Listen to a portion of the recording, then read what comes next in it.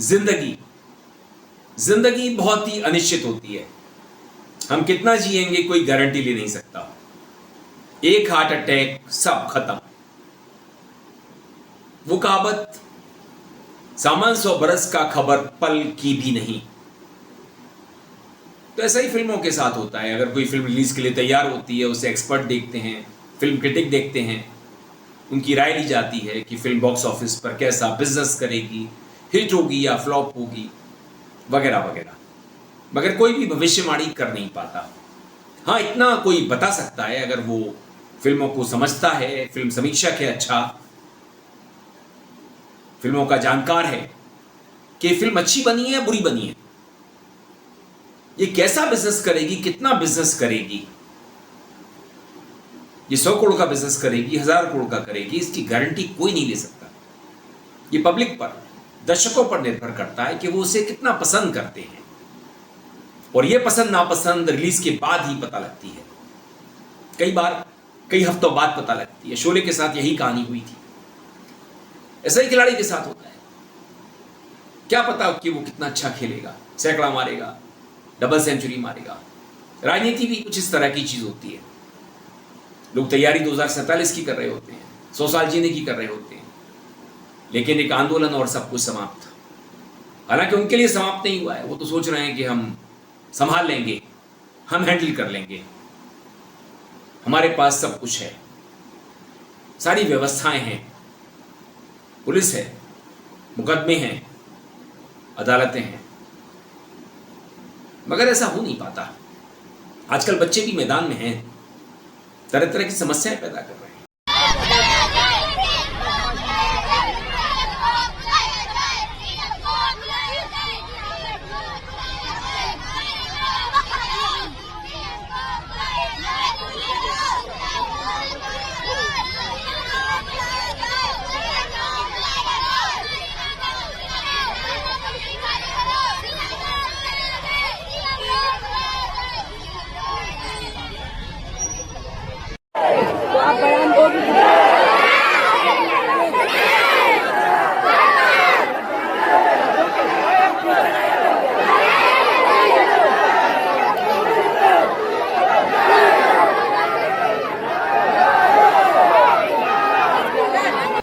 नए नए तरीके से विरोध करने लगे हैं।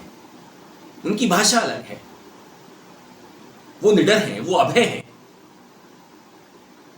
जुलाई से पहले किसको पता था, 20 जुलाई से पहले, कि इस देश में इस तरह का आंदोलन जगह जगह दिखेगा, तरह तरह का विरोध। सरकार को मोबाइल के यूज पर रोक लगवानी पड़ेगी कि स्कूलों में मोबाइल यूज नहीं किया जा सकता। स्कूल के दरवाजे पेरेंट्स के लिए बंद कर दिए जाएंगे, मोबाइल की एंट्री रोक दी जाएगी। राजस्थान में कर दिया गया है। ये शुरू से चल रहा है इनका, और ऊपर से इनके निर्देश आदेश आते हैं। और अब तो मीडिया भी प्रतिबंधित है। गांव के लोग जो विद्यालय विकास समिति और प्रबंध समिति में मेंबर हैं, वो भी प्रतिबंधित कर दिए गए हैं। जो जनप्रतिनिधि वार्षिक उत्सव मनाते हैं, विद्यालयों में जाते हैं, भामाशाह जन सहयोग करते हैं, वो सारे के सारे प्रतिबंधित हैं। कोई भी नहीं जाएगा। और मैं समझता हूँ कि ये एक तरीके से 15 अगस्त 26 जनवरी कोई भी कार्यक्रम होता है तो मीडिया के लोग जाते हैं। अब आपको जाने से पहले परमिशन लेनी पड़ेगी। वो प्रिंसिपल की मर्जी पे होगा, किसको परमिशन देती है, किसको नहीं देती है। आप मोबाइल नहीं ले जा सकते, कैमरा नहीं ले जा सकते, और आप वीडियो नहीं बना सकते। ये किस देश की बात कर रहे हैं, किस प्रदेश की बात कर रहे हैं, किस व्यवस्था की बात कर रहे हैं? अपनी नाकामियों को छुपाने के लिए इस तरीके का ये जो आदेशों का हथियार काम में ले रहे हैं, ये कतई चलने वाली बात नहीं है। हम जाएंगे भी, विद्यालयों में भी जाएंगे, हम वहां पर उनके विकास की बात भी करेंगे, बच्चों की समस्याओं की बात भी करेंगे, मीडिया भी जाएगा। कोई इनसे रुकने वाला नहीं है। ये केवल और केवल इस भय से कि हमारी पोल खुल रही है, क्योंकि इन्होंने पैसे ले लेकर के, भ्रष्टाचार करके ट्रांसफर कर दिए, स्कूलें खाली कर दी, स्कूलों की बिल्डिंग कर रही है, बच्चों को बैठने की सुविधा नहीं है, बच्चों को पढ़ाने के लिए टीचर नहीं है, शौचालय नहीं है। मैं समझता हूं कि उनकी व्यवस्था सुधार के लिए हाईकोर्ट इनको बार बार तड़ी पिला चुका है कि आपको 20,000 कमरे तुरंत बनाने चाहिए। उसका बजट ये दे नहीं पाए, न केंद्र से ला पाए, न खुद दे पाए, मरम्मत कर नहीं रहे हैं, भवन चू रहे हैं, लोग पेड़ों पे बैठे हैं। पानी के अंदर जो है वो टपक रहा है और फिर बच्चे बैठे हैं विद्यालयों में, किताबें ये दे नहीं पा रहे हैं। मैं समझता हूँ कि सारी अव्यवस्थाओं के बीच में इस तरीके का ये तुगलक की फरमान जो है वो चलने वाला नहीं है। इनको वापस लेना पड़ेगा और नहीं लेंगे तो लोगों में एक आक्रोश आएगा और उस आक्रोश का इनको सामना करना पड़ेगा। अपने देश में लगातार सोशल मीडिया अकाउंट्स, हैंडल्स हटाए जा रहे हैं, बंद किए जा रहे हैं, ब्लॉक किए जा रहे हैं। 1 मिनट में कम से कम एक अकाउंट ब्लॉक किया जाता है या हटाया जाता है। मेरे भी कई वीडियोस हटाए जा चुके हैं। 3 साल पहले एक चैनल डिमोनेटाइज किया जा चुका है, उसकी रीच रोकी गई थी। तो ये अब लगातार तेज हो गया है, क्योंकि जो जेंजी है वो जिस तरह की भाषा बोल रहा है, जिस तरह के मीम्स बना रहा है, उसका सत्ता के पास कोई तोड़ नहीं है, उनका कोई जवाब नहीं है।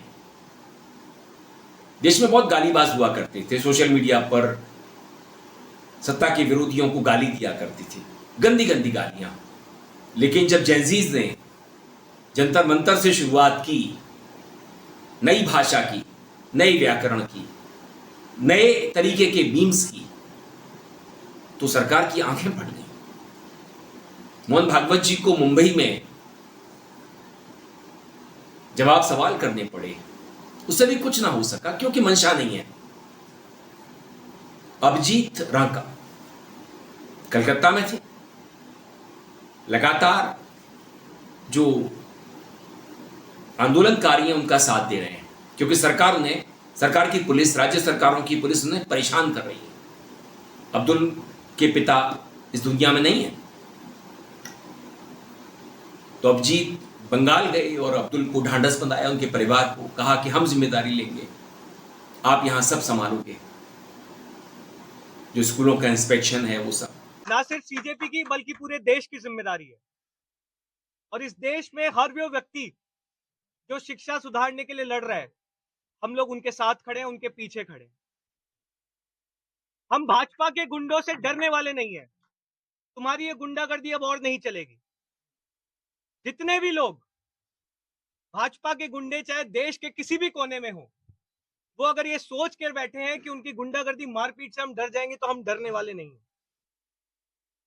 हम वोट मांगने तो नहीं आए थे, अब्दुल वोट मांगने तो नहीं गया था, अब्दुल स्कूल ठीक कराने की बात करने गया था। ये इतने बेशरम लोग हैं कि घटना के 2 दिन बाद जब उनको पता पड़ा कि हम लोग अब्दुल से मिलने आ रहे हैं, तो इन्होंने उसी स्कूल को चमका दिया। क्या ये काम सरकार पहले नहीं कर सकती थी? क्या ये स्कूल पहले नहीं सुधारा जा सकता था? लेकिन स्कूल सुधारने की बजाय भाजपा ने गुंडे भेजना ज्यादा ठीक समझा। हम इन लोगों से डरने वाले नहीं है, ये हम बता दे रहे हैं। बहुत डिटेल में अभी हमारे परिवार से बात हुई है। हम बंगाल सरकार से 4 मांग इस समय रख रहे हैं। सबसे पहली चीज, एफआईआर में अभी भी लगभग 10 के आसपास अनआइडेंटिफाइड गुंडे हैं, जिनका किसी भी प्रकार की डिटेल पुलिस द्वारा ली नहीं गई है और वो पूरी तरह से गायब है।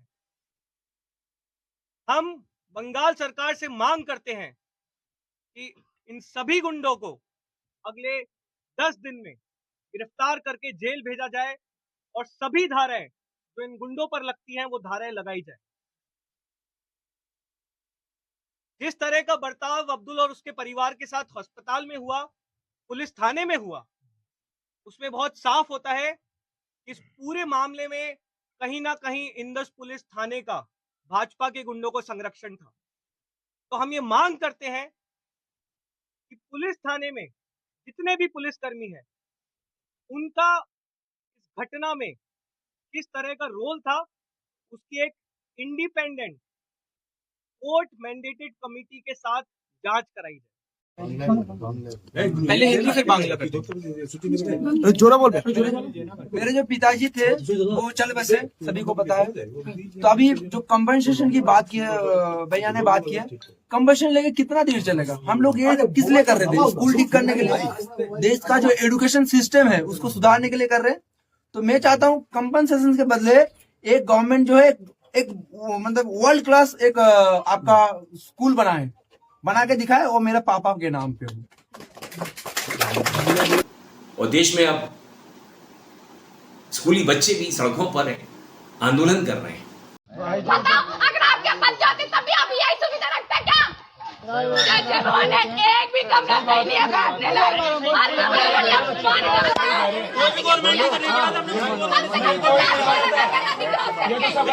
बैठ के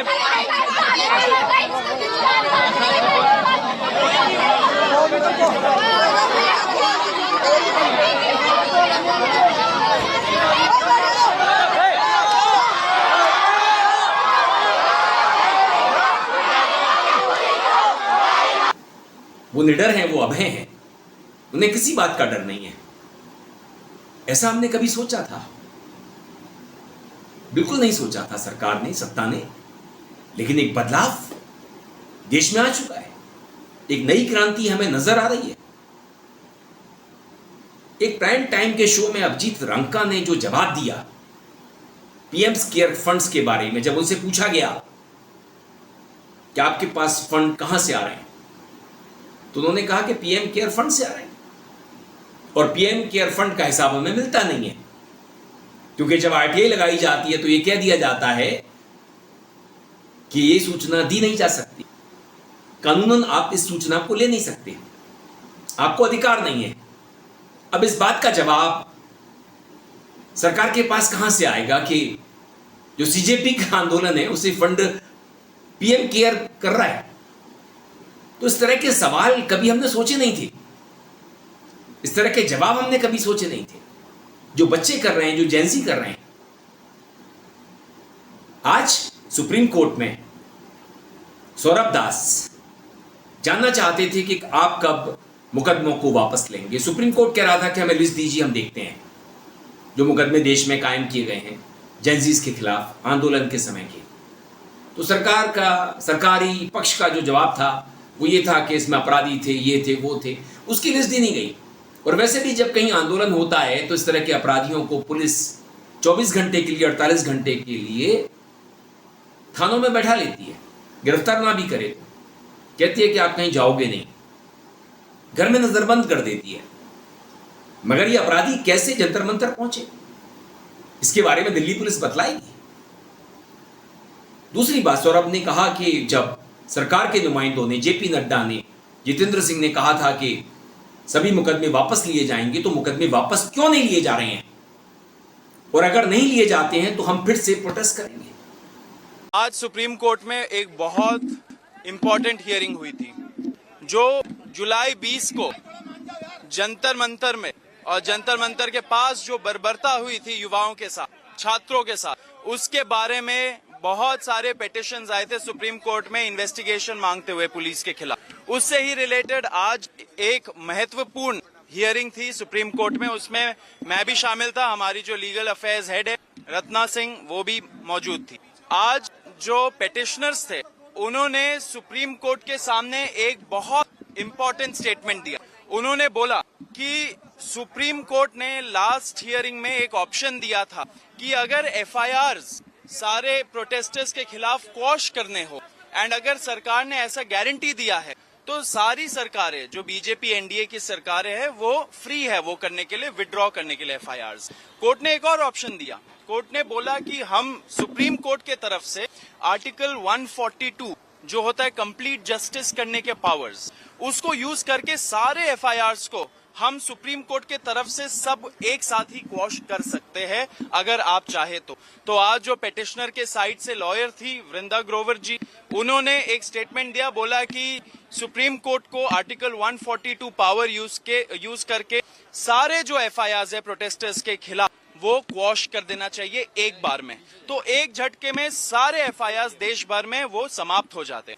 साथ साथ वृंदा ग्रोवर जी ने ये भी बोला कि सरकार को भी इस पे कोई भी ऑब्जेक्शन नहीं होना चाहिए, क्योंकि जुलाई 25 को जब हम लोगों ने प्रोटेस्ट कॉल ऑफ किया था तो पूरे देश भर के सामने नेशनल मीडिया के थ्रू हमारे साथ बैठ के प्रेस कॉन्फ्रेंस में जो सरकार के रिप्रेजेंटेटिव्स थे जेपी नड्डा जी और जितेंद्र सिंह जी ने एक्सेप्ट किया था सारे डिमांड्स। उसमें यह भी डिमांड था कि एफआईआर स्क्वॉश होंगी और कॉम्पनसेशन मिलेगा, सारे फैमिलीज को एक ऑनरेबल कॉम्पनसेशन मिलेगा। सरकार का यह बोलना था कि हम सोचेंगे इसके बारे में, हम देखेंगे कि कैसे हो सकता है। सुप्रीम कोर्ट तक, आज सुप्रीम कोर्ट के जजेस ने 3 बार बोला सारे स्टेट्स को एक एफआईआर का लिस्ट दे दीजिए, उसमें जो बहुत संगीन अपराध के क्रिमिनल्स हैं, अगर ऐसे कोई असामाजिक तत्व आए थे, हार्डेंड क्रिमिनल्स जिनके खिलाफ रेप, मर्डर, डेकॉइटी ये सब लगाए, तो उनके एफआईआर एक सेपरेट कर दीजिए एंड जो प्रोटेस्टर्स के खिलाफ एफआईआर है उसकी आप लिस्ट दे दीजिए। जब वो लिस्ट मिल जाएगी हम लोग सारे एफआईआर को क्वॉश कर देंगे। लेकिन सरकार मान नहीं रही है। सरकार ने कमिटमेंट आज नहीं दिया सुप्रीम कोर्ट को कि वो ये देने वाले। सुप्रीम कोर्ट ने 3 बार सरकार से आज बोला कि आप हमें ये लिस्ट तो देंगे तभी तो हम क्वॉश करेंगे। तो सुप्रीम कोर्ट भी चाहती है कि छात्र को, युवाओं को प्रोटेक्शन हो, उनके खिलाफ जो एफआईआर्स हुए पूरे देश भर में उसको हटाया जाए, विड्रॉ किया जाए, क्वॉश किए जाए। पेटिशनर्स के साइड भी जो है वो भी चाहते हैं ये हो, लेकिन सरकार का मंशा ये नहीं है। सरकार डिले कर रही है, सरकार डिले गेम्स खेल रही है हमारे साथ। ये छात्र बिल्कुल बर्दाश्त नहीं करेगा। जुलाई 25 को सरकार ने पूरे देश भर के सामने कमिटमेंट दिया। अगर कमिटमेंट दिया है तो उसको ऑनर करना पड़ेगा। आप ऑनर नहीं कर रहे हो इतने सारे आपने जो कमिटमेंट्स दिए कॉम्पनसेशन के बारे में, एफआईआर के बारे में, तो आपने पूरे देश के साथ विश्वासघात किया है। आप सुप्रीम कोर्ट में अगर स्टैंड नहीं ले रहे हो तो विश्वासघात कर रहे हो आप युवाओं के साथ। हम ये बर्दाश्त नहीं करेंगे। इतने दिनों से सरकार डिले कर रही है। सरकार के जो रिप्रेजेंटेटिव्स होते हैं उनके साथ हम लोग की मीटिंग होती है, लेकिन वो मीटिंग्स भी नहीं हो रही है। सरकार का मंशा नहीं लग रहा है कि वो अपने कमिटमेंट्स को ऑनर करे। अगर देश के युवाओं को फिर से सड़क पे उतरने पे मजबूर करेंगे तो इस बार सरकार के लिए सही नहीं होगा। भाजपा सरकार ने कमिटमेंट दिया था, उस कमिटमेंट को ऑनर करिए। बिल्कुल निडर, बिल्कुल अभय। ये एजेंसी कैसे है? सरकार विपक्ष से निपट लेती थी अपनी एजेंसियों के जरिए, मगर इनसे कैसे निपटेगी? इनके पास तो ऐसे ऐसे जवाब हैं और ऐसे ऐसे सवाल हैं जिनके जवाब मोदी सरकार के पास नहीं है, संघ के पास नहीं है। तो इनकी भाषा अलग है, इनका व्याकरण अलग है और राजनीति पुराने ढर्रे पर चल रही थी। तो एक नए तरीके की कहानी हम देख रहे हैं। जिस तरह से कहानी बुनी गई है बिल्कुल अलग तरीके की है। जिस तरह से अब्बास टायर वाला गाने लिखते हैं, आती क्या खंडाला, और पहले आनंद बख्शी लिखा करते थे आन मिलो सजना। तो पूरी जो भाषा है, जो पूरा उसका व्याकरण है, वो बदला हुआ है। मुझे लगता है कि मोदी सरकार शायद इसे समझ सके, क्योंकि वो समझना नहीं चाहते। वो सोचते हैं कि दमन के जरिए हम सब कुछ कर लेंगे। हालांकि ऐसा होता नहीं है, हमेशा होता नहीं है। काट की हांडी हमेशा चढ़ती नहीं है। और अगर आप दूसरे देशों से कुछ सीखने की कोशिश कर रहे हो, या दूसरे देशों में जिस तरह से आंदोलन दबाए गए, दमन किया गया आंदोलनों का, वैसा भारत में कर लोगे। जिस तरह से एथेनॉल पर अमेरिका से गडकरी जी ने सीखा, यहां पर उनकी टीम जानना चाहती थी कि एथेनॉल के जो साइड इफेक्ट्स हैं, अच्छाइयां हैं, बुराइयां हैं, उसमें उन्हें समय लग रहा था। तो गडकरी जी ने कहा कि अमेरिका से मंगा लो, वो एक्सपर्ट है, उन्होंने क्या खोजबीन कर रखी है एथेनॉल पर। तो हम उधार के सिंदूर पर काफ़ी डिपेंड करते हैं। इसी तरह से विदेशों में जो आंदोलन हुए, चीन में हुआ, जर्मनी में हुआ, अलग अलग देशों में दमन का कार्यक्रम हुआ, उससे वहीं से आइडिया लेकर के कुछ यहाँ अप्लाई करेंगे तो मुश्किल होने वाली है। देखते हैं, समय बड़ा बलवान होता है, इंतजार करना चाहिए। वीडियो पसंद आने पर आप इसे लाइक करें, दोस्तों साथियों में शेयर करें, चैनल को सब्सक्राइब भी कर दें, बेल आइकन का घंटी जैसा बटन दबा दें, जिससे कि आने वाले वीडियो की आपको नोटिफिकेशन मिल सके।